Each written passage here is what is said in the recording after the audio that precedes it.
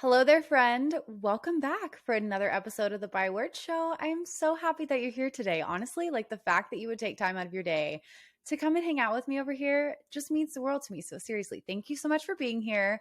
I'm excited because today we are going into week 8 of the Love Is series.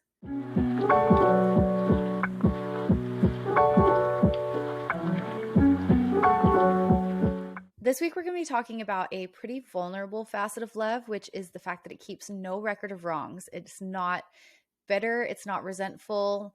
In other words, we're going to be talking about unforgiveness. And I know this is a hard one to cover in a short amount of time because there's just so much to it. And sometimes it entails some deep pain and like touching raw pieces. So I'm just going to do my best to get a good overview here. And then I just challenge you to lean in and continue the study and continue processing this for yourself if you feel led to. Also, don't forget that if you don't have a copy of Love Is yet, you can pick that up on Amazon or my website. I will make sure that's linked for you in the description. And let's see. I think that's pretty much it. We're done with housekeeping, so let's dive in today. So let's look into some meanings here. You know the drill by now. Let's start with resentment. So this is bitter indignation at having been treated unfairly. Then I found a definition for unforgiveness from Bellevue Christian Counseling that says, unforgiveness is a state of emotional and mental distress that results from a delayed response in forgiving an offender. It's characterized by indignation, bitterness, and a demand for punishment or restitution. Wow. That one was especially fascinating to me because our inability to forgive or our tendency to hold on to offenses actually causes emotional and mental distress, which means that unforgiveness is doing a number on us, like spirit, soul, and body. So this is a huge thing. Like it needs to be discussed. This is something that we have to get real about. Like we just got to talk about it. Okay. So that's what we're going to do today. So let's look at the flip side. Why is forgiveness important in regards to love? Well, I think the story of the unforgiving servant in Matthew 18 perfectly paints this picture. So if you're not familiar with this story, here's the paraphrase. So there's this king and he is settling his accounts and getting his debts dealt with. So he has this servant come in who owes him millions of dollars. And the servant, he can't pay it, but he's just begging. He's like, please, I'll do anything, like whatever. And the king ends up agreeing. And then he forgives this guy's debts, like complete. He's like, you know what? I'm feeling nice today. Like, we're just going to zero your debt. You're forgiven. Crazy, right? Okay. But then that servant who was just forgiven all his debts, he leaves and he goes out and finds this coworker servant who owes him a couple $1,000s. He's like, pay up, buddy. It's time. And the servant does the same thing that he just said. Like, I don't have it. I'm so sorry. Please, can you give me a little bit more time? Can you have some grace? And the first servant, he's like, no way. So he demands that he repays him and then throws him in prison until he can pay back all the money that he owed. So the king then finds out what this first servant did to his coworker. And he's like, So he calls that servant back in and he said, you evil servant, I forgave you that tremendous debt because you pleaded with me. Shouldn't you have mercy on your fellow servant just as I had mercy on you? And then the angry king sent the man to prison to be tortured until he paid his entire debt. And then Jesus, who's telling this story, ends it by saying, that's what my heavenly Father will do to you if you refuse to forgive your brothers and sisters from your heart. Pretty intense, right? Pretty intense. I'm actually in a small group right now. We're going through this study called Freedom, and it's more of an intense, like in-depth curriculum where you are working through all of these things that really inhibit us from experiencing life to the full. Like they keep us in bondage, basically, for lack of better words. But I was just going through the book the other day and like doing the study, and there's an entire chapter that talks about forgiveness. So I just want to read a couple things from that today because I feel like it just really paints a fuller picture of what we're dealing with here. And they articulate things a lot more clearly and concise than I probably could on my own. So I'm going to grab my book real quick, flip to the page that I want to read to you from. Okay. So The chapter starts by saying that an unforgiven offense is like an arrow dipped in poison. The offense slashes through our defenses and it hurts us in the moment, but the aftermath of unforgiveness is like a poison that remains long after the event takes place. It seeps into our lives, tainting our thoughts and clouding our vision. If left unchecked, it will eventually penetrate our hearts and paralyze our ability to live, love, and be loved. Harboring unforgiveness is like drinking poison and expecting the other person to die. It does much greater harm to us than the person we refuse to forgive. Oh, wow. So we think that unforgiveness and resentment are protecting us, right? Like, and it's with good intentions, right? All of this is. But we put these walls up because we're like, no way, I'm not letting people in. I've learned my lesson. I'm putting my guard up. But the thing is, when we put walls up, it keeps the bad stuff out, yeah, but it also keeps the good stuff out. It keeps us from being in relationships with people where we can really be known and loved. And so this book goes on to say that when you choose to forgive, you're actually choosing not to hang on to the offense because it's robbing you of freedom. There's a quote that I heard several years ago, and it's just always stuck with me. It's forgiveness doesn't make them right, it makes you free. And that is so true. Like holding on to bitterness and anger and unforgiveness does not help us and it does not add anything to our lives. Another quote from my book says, forgiveness does not turn us into doormats. On the contrary, forgiveness makes us victorious. I love that so much because it's such a backwards way from what the world thinks about forgiveness, right? Because so many people don't forgive people because they're like, are you kidding me? They do not deserve it. I am not going to forgive them. But they're thinking, I think a lot of the time we confuse the idea of forgiveness with like excusing people or saying that what they did is okay. And it's not the same. And so I do also want to touch on something really quick because you may be listening and you're like, okay, well, what if someone has done something really horrible to you and you really truly don't think they deserve forgiveness? Or what if it's just really hard for you to forgive? Well, let's just go back to what we just talked about and remember that forgiveness, it's not about them. It's about you. Forgiveness has really nothing to do with them. They may never know that you've forgiven them. Forgiveness is about getting you free so that you can move forward. Because I feel like for unforgiveness, like if you just are holding on to those pain and offenses and just all that yucky stuff, like it keeps you stuck in the past because you're always going back there. You cannot move forward in relationships because, I mean, maybe it's just me, but like I have this thought in the back of my mind where I'm very skeptical of people, or I compare past experiences to what I'm doing now. And I like look at everything in my current circumstances through the lens of my past hurts when I'm unwilling to forgive. And that's dangerous territory. Like that does nothing for us. That does nothing but rob us of joy, of peace, of like enjoying relationship with people. Like that's just not helpful. So that's the first step. But right along with that, sometimes it's hard for us to forgive others because we don't have a full understanding of what God has done for us. All throughout the Bible, we're told to forgive as we've been forgiven, but we can't give what we don't have. So first we have to recognize how fully loved and fully forgiven we are by Jesus. I mean, Jesus was literally hanging on a cross with nails in his wrists and in his feet after he had been brutally abused, beaten, mocked, and he was praying that God would forgive the people who hurt them.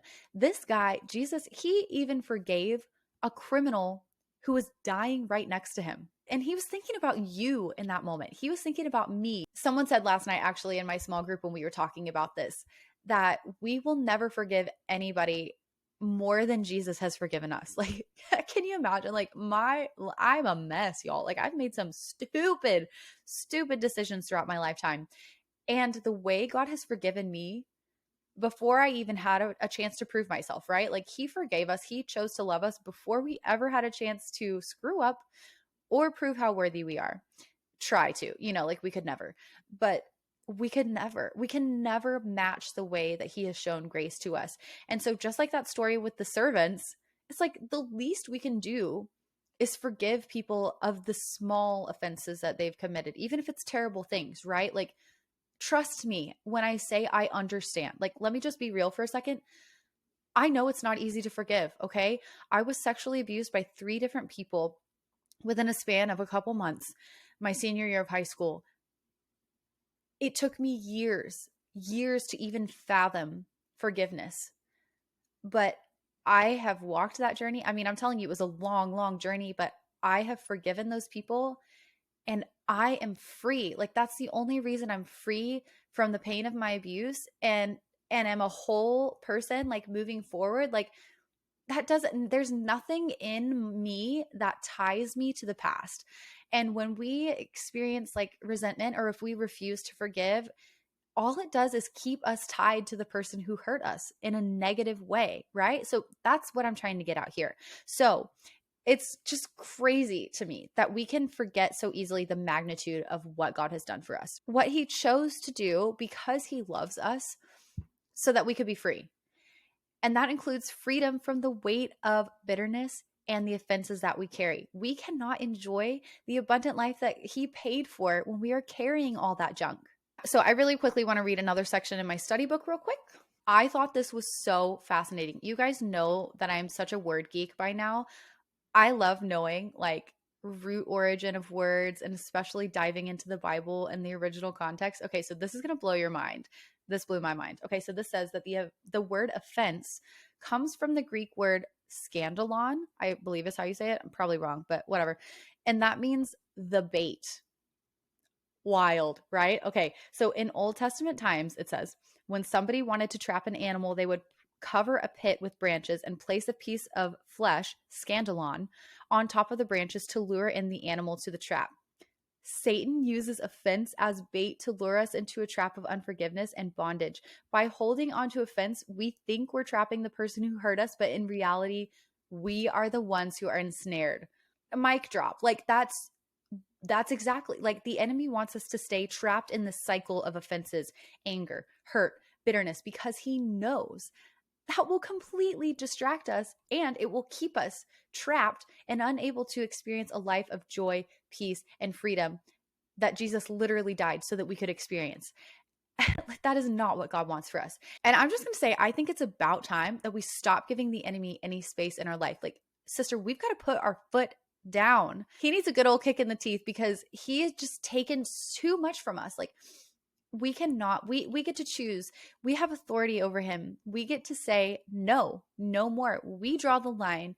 He does not get a say in whether or not we experience freedom in our lives. Okay. That's the truth. He has no authority except what we give to him, right? He has no access to our lives other than what we allow space for. And please hear me say there's so much grace for this. I'm not saying like please don't feel shame for this in any way. Like no, that is not what I'm getting at here. I'm just saying like it's easy for us to be unaware. Like it's so easy to not even notice that the real enemy is not our husband, our friend, our sister. You know, like there's a real enemy who hates you and has a plan for your life just like God does, except this one is to destroy you and keep you from experiencing any of the goodness that God has for you. He does not want you to be effective. He does not want you to be healed. He does not want you to be happy. He does not want you to be whole. He does not want you to love people well. He wants you to hurt people, and he does not want you to experience love. He wants you to think that you're not good enough, you're not loved, nobody cares, nobody's listening, you have nothing to offer. No. Like, can I be the one to tell you if no one has recently? That is a lie. Those are lies. He's a liar. Like, he literally cannot speak anything other than lies. That's his language, okay? So we have got to stop giving him space. He uses these things as bait to keep us tied to the past. So we are trapped and unable to move forward. So we've just got to be really diligent about guarding our hearts, guarding our minds, and processing through our junk, right? So that's where forgiveness comes into play. Something I get asked a lot is how do you know if you should reconcile the relationship or just let it go? Which this is a great question in regards to forgiveness because like I said, I was in a relationship with people who ended up abusing me and assaulting me. That is not, no, like that's not a situation where there needed to be reconciliation. For my safety, for, you know, just many reasons that's not healthy. There are so many times that reconciliation is not the answer. And like I said, forgiveness, it's not about the other person. I do believe that reconciliation is God's ultimate goal. Like he would love for all his kids to be living in harmony and like loving each other well, right? But unfortunately, that's not the case. Like there's a bunch of messed up, broken, hurting people in this world. And so there are times when we do need to just cut ties and put boundaries in place, right? So something that was really helpful in my little handy dandy study here is they actually break this down really well. So let me just tell you what they said because they're the experts and I am not. So reconciliation. Let's talk about three things that they say are good signs that reconciliation might be a good next move. So this would be the point in the process where you feel like you are able to forgive somebody and then you want to approach restoring the relationship, right? So it says that the door to reconciliation may be opening if you see the following in a person. Number one, repentance. That would be turning away from the wrong actions and going in the opposite directions. You see a true change in their behavior, a true change of heart, true change of attitude. That is a good sign that reconciliation could happen. Number two, restitution. You see that they are actively putting in work, making an effort to make things right, to right their wrong. You know, like they can't erase what they've done, but if they're actively trying to right their wrong, that's a good sign that there could be possible reconciliation. And lastly, rebuilding trust. And this is if they are proving themselves consistent in their words and actions. And this is the part that we've got to be aware of because forgiveness is not like, yay, I forgive you. Now we're happy and perfect and we can be best friends. Like, again, in some circumstances, it is not safe or healthy or a good option to reconcile with a person who has hurt you. Forgiveness, yes, that is always God's desire. Again, it does not mean that we are excusing what they have done. It does not mean that what they did is okay. It does not mean that what they did is right.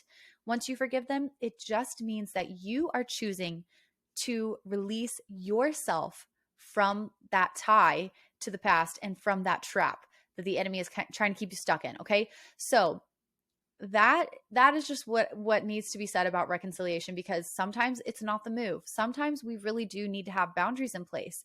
And that may even be the case for first steps in reconciliation. Like it doesn't mean I forgive you and now I'm going to let this toxic person right back into my life. No, look for these signs that they are actually having a change of heart as well. And if they are, and you see the fruit of that in their life, then you can pursue reconciliation. But if not, there is absolutely no pressure on you to go and fix what they have broken in your relationship. Okay. So just be prayerful about it, be wise about it, but protect your heart, protect your mind. Like we've got to keep coming back to that. And sometimes that means setting boundaries. Sometimes that means cutting ties. You have to keep yourself safe and not only you, but the other relationships that you're in. So just be mindful of that. Okay. That's my 2 cents there. So lastly here, couple more things. This is something cool that I thought of as I was reading and studying this week, the idea that love sets us apart. You've probably heard this story in Matthew 5. It's verses 43 through 48. And it says, you've heard the law that says, love your neighbor and hate your enemy. But this is Jesus talking. But I say, love your enemies. Pray for those who persecute you. In that way, you'll be acting as true children of your Father in heaven, for he gives his sunlight to both the evil and the good, and he sends rain on the just and the unjust alike. If you love only those who love you, what reward is there for that? Even corrupt tax collectors do that much. If you're only kind to your friends, how are you different from anyone else? Even pagans do that. That one gets me every time. Like just real humbling right there to realize that when we love people with God's love, we actually stand out in a world where that level of intention is not normal. It's not normal to go out of your way for a stranger. You know what I mean? It's not normal to pause in the middle of your day, stop what you're doing to be there for a neighbor or a friend in need. Like when people experience God's love through us, and I can say this from my own experience of actually being loved this way by other people, you can just tell a difference. Right? Like, have you ever experienced that when someone just loves you so well and you're like, I just feel God in that. Like, it's different. It's not just being nice because we're nice to each other and we like each other. Like, there's a different level of intention that sets us apart when we love with God's love. And it just really reflects the heart of God to a hurting world. And I just think that's really beautiful. So really quick, I want to wrap up by reading one more quick note. So this is just wrapping up this chapter in my book on forgiveness. They talk about these action steps that we can take kind of like as we're getting past the past is what it says. And I just thought this was so, so good. So this is the third and final step, and it's defeat every lie with the truth. It says it'd be great if once we had received forgiveness, we never thought about our past again. But the truth is the enemy will continue to bring up our past every day. He will wait for weak moments in our lives and whisper our failures to us. We have to resist him every day. Remember, he is the accuser of Christians and the father of lies from Revelation 12:10, and we defeat him by knowing and speaking the truth.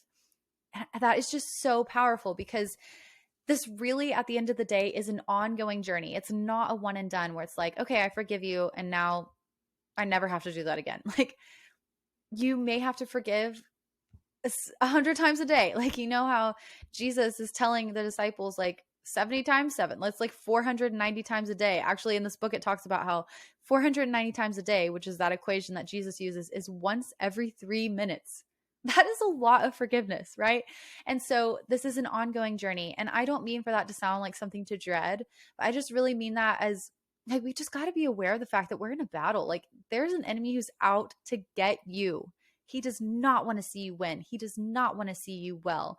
And so you've got to just fight for your marriage, your friendships, your kids, your family, like your mental health, your finances, because the enemy is sneaky and he'll do anything he can to get you to stop pursuing the Lord and your purpose. If the enemy can convince you to hold on to offenses and bitterness, we're really doing all the work for him, right? Like at that point, he's like, all right, I'm just going to sit back and watch you go through the cycle over and over and over again. Just anger, hurt, bitterness, all of the things. It's just, he does not get that right. We're not going to give him the space for that. Okay.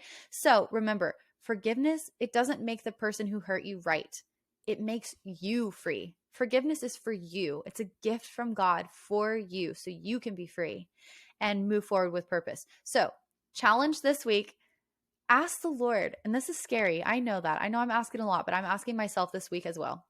Ask the Lord to show you if there's any resentment or unforgiveness in your heart that's just holding you back from the life that he really wants for you. And then take a step in faith to start that forgiveness process. Trust me, as hard and scary and painful as it is so worth it. Like your freedom and your spiritual, mental, emotional health is worth it. You are worth it, friend. And so that's really it. That's really all I have to leave you with today. But just, I know this is a hard one. It's a deep one, but it's so important for us to be able to get that freedom and then be able to extend it to others. So anyway, take a breath, shake it off. We're good. That's all I got for you today, my friend. I hope you have an amazing week, and I will see you right here next Monday for week 9. Thank you so much for taking time out of your day to tune into another episode of the By Word Show. I love having you here, and I'm so thankful for your support. Don't forget to share a screenshot of this episode to let me know you were here. I can't wait to talk again soon, but in the meantime, be sure to come hang out with me on Instagram, and remember, I am cheering you on.